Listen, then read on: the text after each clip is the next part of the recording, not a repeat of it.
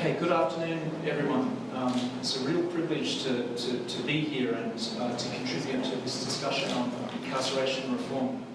Nigel, Kenny, Anthony, that was really wonderful, and I wish that we could start similar programs in Hong Kong like that where I live. Unfortunately, I'm going to be talking about something a little bit more negative, right? We've heard the positive things. Now I'm going to be talking about the untapped potential of executive clemency to achieve policy change in the criminal justice system, particularly with relation to state and federal life without parole sentences. Obviously, I come at these issues from a slightly different perspective because, as you can hear in my voice, I'm not from the US. Why does that matter though? Well, sometimes it's only when we step outside of our own national context that we can tell what criminal justice practices are usual or normal and what criminal justice practices are exceptional or abnormal, I suppose, on a global scale.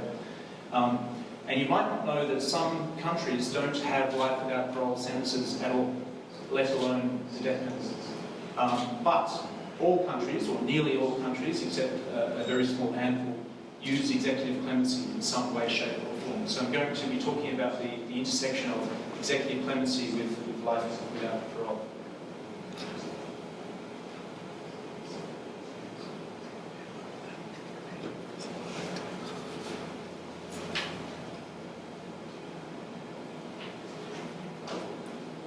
Okay, here we are. So most of my research in the past has been about criminal justice, particularly the death penalty, and particularly the role of executive clemency, which I looked at in a few different national contexts.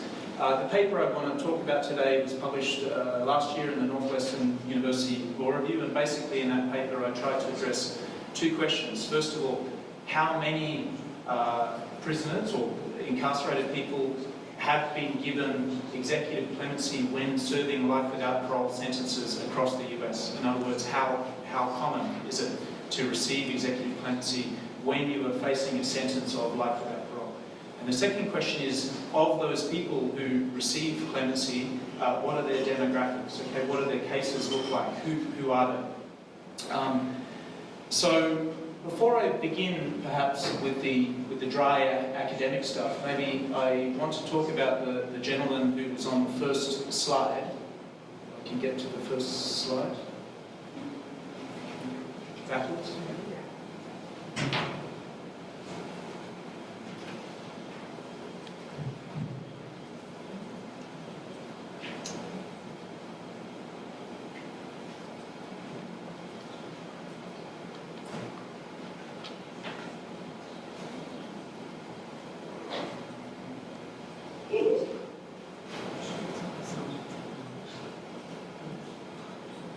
Okay, so just behind the title.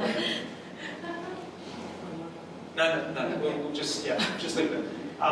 Okay, so this is Maurice Beacom, and Maurice Beacom died in 2016, aged 98, after being released on parole from Louisiana State Penitentiary. And I mentioned his case in some depth in the article. He received clemency from the governor of Louisiana in 1995, and that reduced his life without parole sentence to a 75-year term.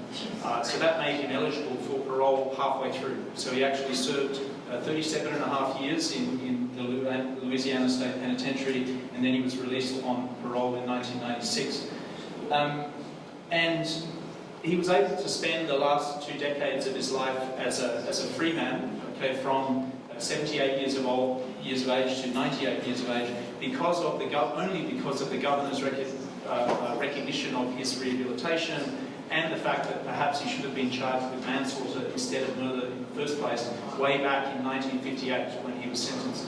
So you can see the power of executive clemency to address well, not wrongful convictions, but excessive punishment in the criminal justice system.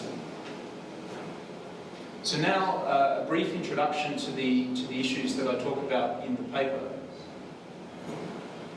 Okay, just in case you're not familiar with the terms executive clemency and life without parole, executive clemency, of course, is a constitutional check that the executive has on the powers of the judiciary to punish, and it's vested in political chief executives. So in the US, it's obviously the president in federal cases and state governors in state cases. And what they can do is change, they can reduce, or they can completely abrogate criminal sentences with very few restrictions. For some people, executive clemency has a bad name, right? Particularly in recent times, right? Some people believe that executive clemency is a kind of outdated affront to the rule of law in a democratic society. But as I'll move on to explain, and as you can see with the case of Maurice Beacon, it serves very noble purposes, okay? Purposes like to reduce civil unrest, to rectify wrongful convictions, to reduce excessive punishments, and to recognise rehabilitation since arrest, and clearly we see that in Beacon's case. Life without parole, on the other hand, as the name suggests, should be a sentence, right, that promises that the individual sentenced to that sentence will die in prison, that they will never get out. And life without parole is available as a punishment in 49 of the 50 US states, as well as the federal jurisdiction and the military jurisdiction. And as you probably know, the absolute numbers of persons serving life without parole sentences have really skyrocketed in the recent decades because of tough on crime politics in the 70s, 80s and 90s. But not just that reason, also because a lot of state legislatures felt that they needed a sufficiently punitive replacement when they abolished the death penalty. So those are the main two reasons why we see life without parole sentences rising over the last couple of decades. Typically it's murder, so first degree, second degree murder, felony murder that are subject to life without parole sentences. But since the 1980s we also see LWOP, as I'll call it, imposed for other types of crimes. Okay, so armed robbery, rape, first-time drug offences, and even for habitual offender statutes, namely California's 3 strikes law, okay, can or used to lead to life without parole. To give you some sense of the figures, in 2024 there were more than 55,000 persons serving life without parole sentences in the US, and more than 5,000 in California alone. If you look at that in global perspective, I mentioned that some countries don't have life without parole at all. And if we just take the US total, it's about 40% of the global total. And imagine the percentage of the population that the US has compared with 40% of the world's LWOP prisons. I did mention that on its face, right, life without parole means that the prisoner dies in prison. However, that's not really procedurally accurate. There are various means that individuals sentenced to life without parole can hope for release one day. And these methods include compassionate release. So compassionate release would be a statute whereby prisoners who are very old or very sick can be released towards just at the end of their lives. You could have retrospective abolition of life without parole by state legislatures. You could have second look statutes, which are statutes like you have in California, which enable resentencing, particularly for offenders who are very young at the time of their offence and who've served a long time in prison before their resentencing. Or you could have legislative amnesty. So there are, in fact, various procedural methods to give life without parole prisoners some hope. But the most important of these methods is executive clemency. Okay, there's lots of academic research on executive clemency in the death penalty context, but there's not so much academic research on executive clemency in the context of life imprisonment cases. I mentioned some of the literature that exists on the slide there, but most of this literature comes at the angle, comes at it from a sort of theoretical or an advocacy-based angle rather than an empirical angle. So that's what I tried to do. I tried to count, right, to see how often were people actually granted executive clemency and then released from life without parole sentences. A brief word about clemency in context. Okay, clemency needs to be seen in the context of its overall role in the sort of conveyor belt of criminal justice. Okay, so we start with arrest by a police officer, then we go to a decision by a prosecutor as to what charges to bring, then we go to the sentence by the judge, then we go to an appeal, and it's usually only after the appeals are finished that executive clemency comes into play. At the very back end of the process. So if too many people are going to prison, or when they go to prison they're spending too long in prison, usually it's because one of those decision points at some point in the conveyor belt is jammed up. Okay, so for instance, mandatory minimum sentences which constrain the discretion, the lenient discretion of judges, okay, or prosecutors who are trying to be tough on crime. Okay, so if one of the decision points is jammed up and the decision makers cannot exercise or do not want to exercise lenient discretion, the leniency gets pushed to the back end. And that's why executive clemency can play a particularly important role in policy change. Prominent US criminal justice scholars like Rachel Barkow or Mark Osler have argued that in this kind of system where legislatures or judges are stuck like this, okay, with mandatory minimum sentences, including mandatory minimum life without parole sentences, then it's prosecutorial discretion at the front end that could reduce mass incarceration, or it's executive clemency at the back end. So you can see the lenient discretion is pushed both front and back.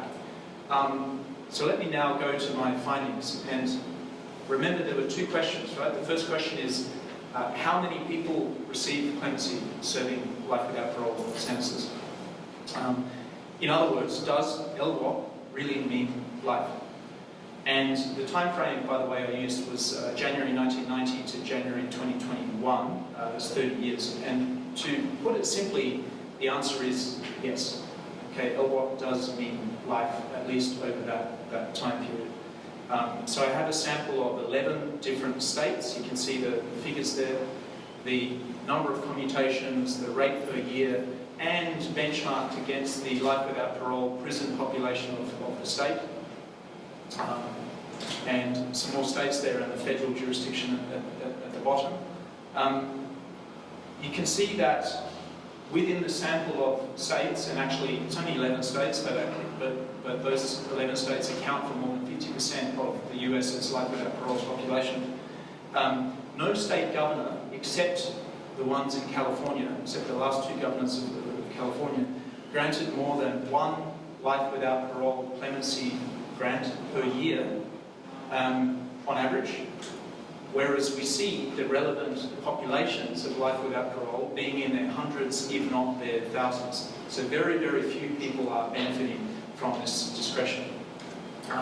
Federally, also, US, or the President's exercise of clemency in life without parole cases was very rare until President Obama's second term. Now, the figures I've got here are not completely comprehensive, but it's likely that about 5% of serving life without parole prisoners received clemency in California during the past two governorships, and about 10% benefited during Obama's second term. As for the other jurisdictions, the other states, the total is less than 1%. Okay, so less than 1% have been granted executive clemency. Of course, that doesn't mean you're released. It just means that perhaps you'll be eligible to apply for parole. So that means that unless they benefit from other types of release schemes, particularly compassionate release, which is not really available in most states for lifers, life without parole prisoners will die in prison, no matter how old they get, no matter how sick they get, no matter how rehabilitated they become. So if you want to see a more compassionate system, which gives incarcerated people the right to hope for something in the future, to work towards the prospect of their release through rehabilitation programs, that is very bad news, unfortunately. Okay, my next question, right, is, despite the very small numbers, who receives executive clemency when they're serving life without parole? So I'll start with the federal jurisdiction. And remember, I'm only considering the data from 1990 onwards. So we did not see any life without parole clemency. I should add that in the federal jurisdiction there is no parole for lifers, so there's only life without parole, not life with parole. We did not see any clemency granted by Presidents George Bush Sr. and Bill Clinton, and there was only one granted by George Bush Jr. And even get to Obama's clemency initiative, that didn't start until his second term. So we actually had 6 presidential terms with only one grant of executive clemency to lifers in the federal context. Then we had the Obama clemency initiative that started in his second term. President Obama ended up commuting the sentences of 395 life without parole prisoners, nearly all of whom had been convicted of drugs crimes. Here is a picture of President Obama with some of the beneficiaries of his acts of clemency. Now the main criteria that the Obama administration used through the federal pardon attorney was, would the crimes that these men and women committed have been sentenced to the same severity today as they were back then.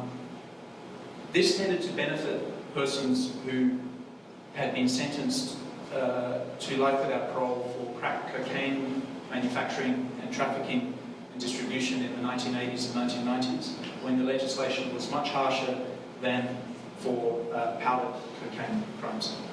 You can see the other criteria on the slide. So the persons to benefit had to have no ties to drug cartels, had to have served at least 10 years, did not have a significant criminal history, had to have good conduct in prison, and no history of violence in prison.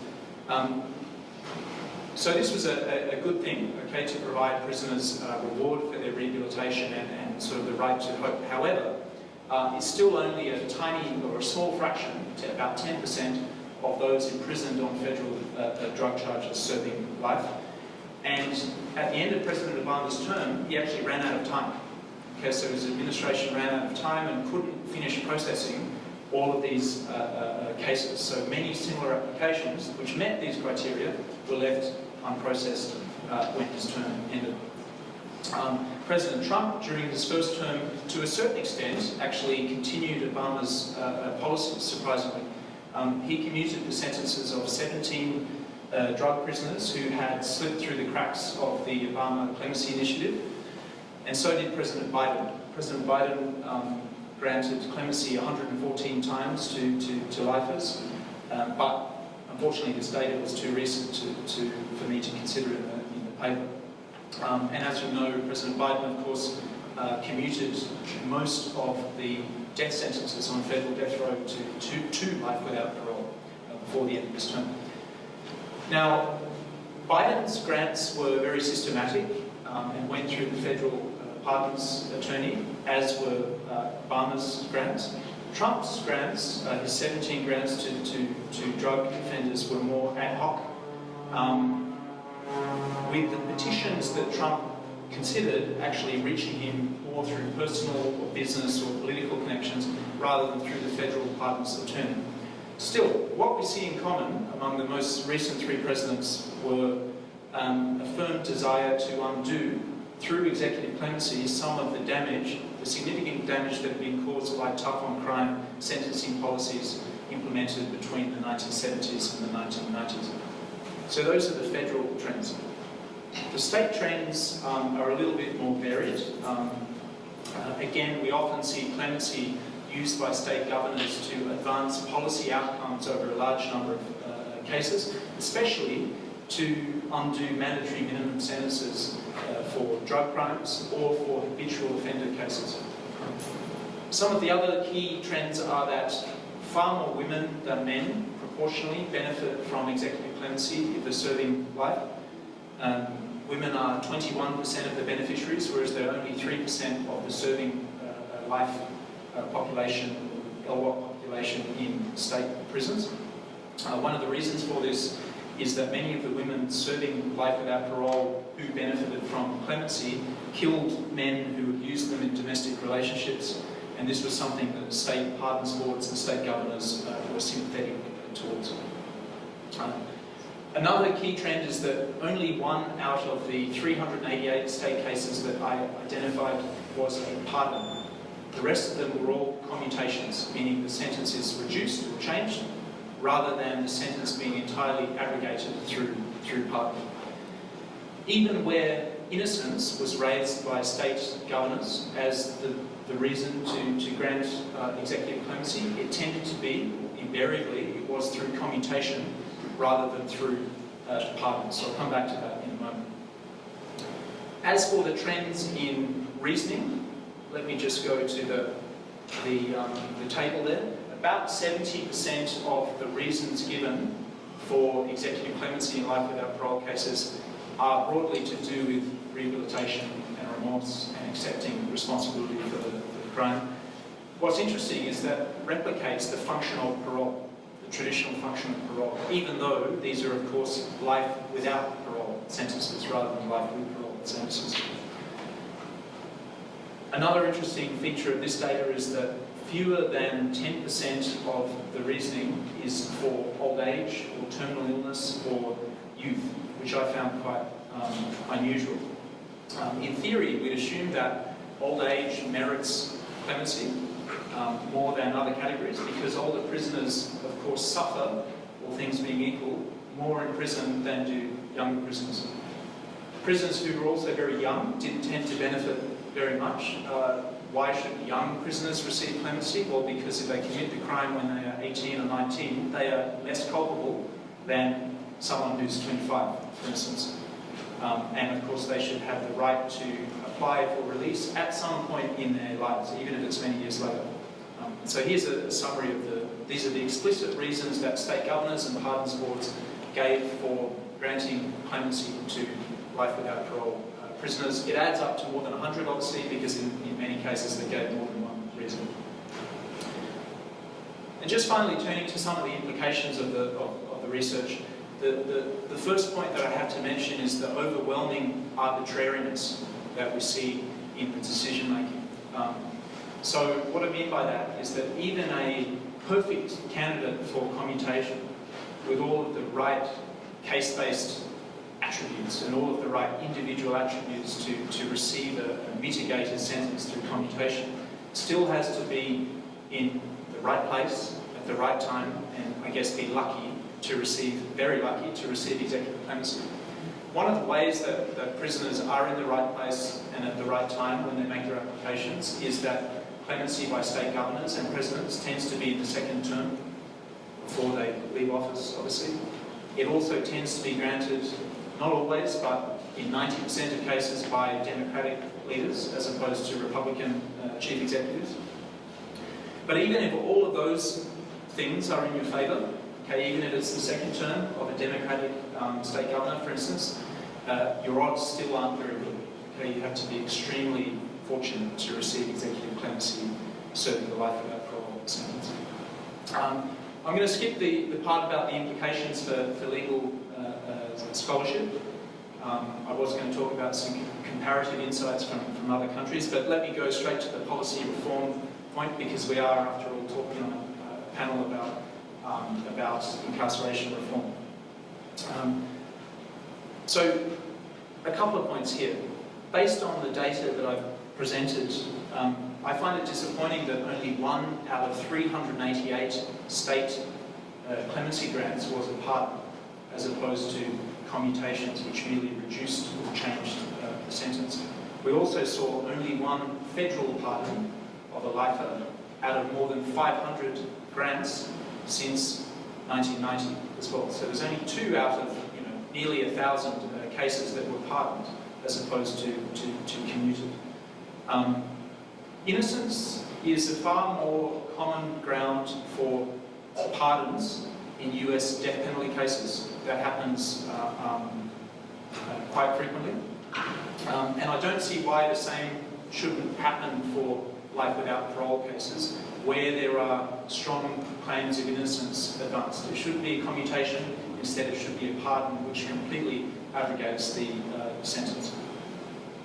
Second point, it may help state governors politically, so we're trying to think about how to move forward with this, right? It may help state governors politically, particularly Republican state governors, if they want to grant more clemency in life without parole cases, if the major criteria were explicitly spelt out in legislation. So that's not to say that it would force the governor to act, but if you spell out factors like terminal illness, old age, youth, rehabilitation, and so forth, this would provide political cover against any public backlash when the governor grants executive clemency. And the final point, and this is more radical, I suppose, another option is to completely delegate the President's clemency power and the clemency power of state governors in its entirety to a professional body. A professional body would also provide, the decision of a professional body would also provide political cover against any backlash, any political backlash from the public once clemency is granted. It would also ensure that executive clemency is granted for the right reasons, not for corrupt reasons, not for self-serving political reasons. So just try to imagine a technocratic system whereby the federal pardons attorney in Washington, D.C., and or the state pardons boards in the various states, which are both bodies predominantly staffed by experts rather than by politicians. They not only vet applications, but they also make the final decisions themselves, like a parole board does. So you might think, well, that's impossible, okay, in our political system. But actually, it already exists. Okay, several states have this kind of system, including, and I mentioned in the paper, Nevada. Okay, Nevada, the pardons board makes the decision, of which the governor is part, not the governor him or herself. And so this has contributed, and relatively uncontroversially, to Nevada having a recent history of life without parole clemency grants under both Democratic and Republican state governors that I mentioned in the paper. So I'll finish there. My email address is on the slide there if you'd like to get in touch, and I'm looking forward to the discussion we have later on and to any questions you may have. Thank you.